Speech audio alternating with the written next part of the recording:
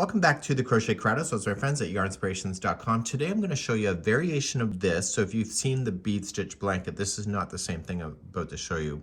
I'm going to show you the bean stitch, B-E-A-N stitch.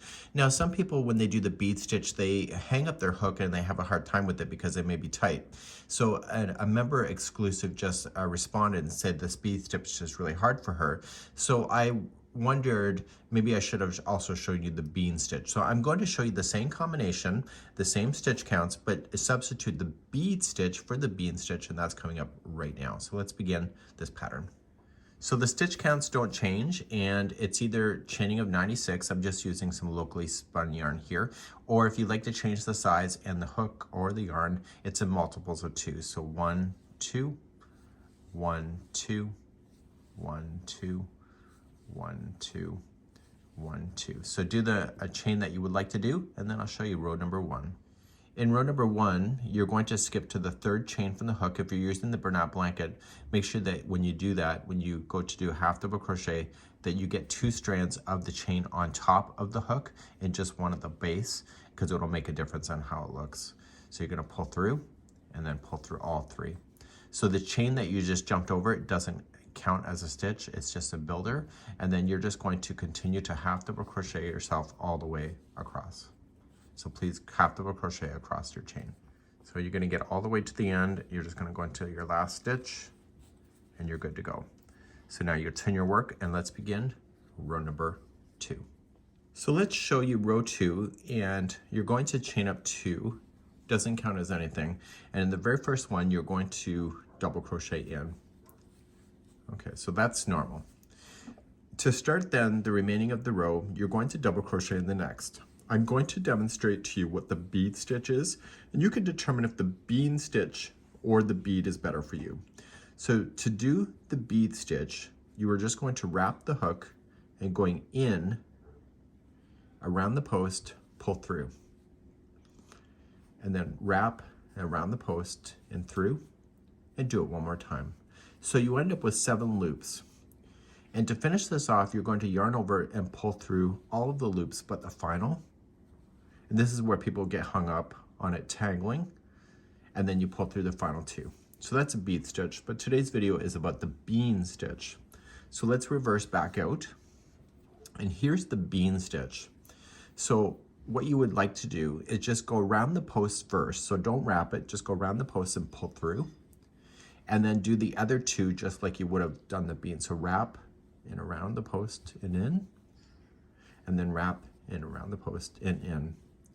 So you end up with only the total of 6 loops on the hook instead of 7, but the first loop is easier to get out of. So you're just going to yarn over, pull through, and then pull through the final 2. So it's not as dense, but it works. So then skip the next one, and you go into the next one after that, double crochet to create the post, and I'll show you the bean stitch again. So to do the bean stitch, just go around the post and pull through, and then yarn over, going around the post and through, and then yarn over around the post and through. You end up with 6 loops, pull through everything but the final, and then pull through the final 2. Skip the next one, double crochet in. I might as well take it to the end of the row here, and we'll do the bean stitch again. It's less likely to snag on your hook when you use the bean stitch. Pull through 2. So then you'll skip the next one, and then you'll just double crochet into the final. So the chain 2 that you jumped over is not counted as a stitch, and that's what it will look like. So to turn your work, let's do row number 3. To do number 3, you're going to chain 2, will not count as a stitch, and you'll start in the very first one, and you'll half double crochet. You'll half double crochet in the top of the bean stitch, and then you'll half double crochet in the top of the double crochet, which is holding the bean stitch. And you do that all the way across. So the next one's the top of the bean stitch, and the next one's the top of the double crochet, and you keep doing that across. So this holds everything into position beautifully. And then when you get to the last one, right here, you're just going to half double crochet. So let's turn your work and let's do another row of the bean stitch just to demonstrate one last time. To do the bean stitch, you're just going to chain 2, doesn't count as anything, and just double crochet in the first, and then double crochet in the next. And the next one that I'm doing right now is going to be the base of the bean stitch. So just going in, pull through two, pull through, and pull through. Pull through everything but the final one on the hook, okay? And then pull through 2. Skip the next stitch, and then double crochet in the next one after that, and then bean around that one.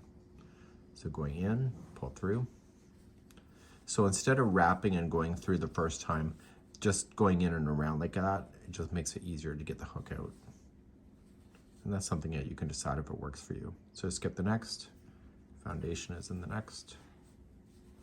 So the foundation means like the base of the bean stitch, it's the post.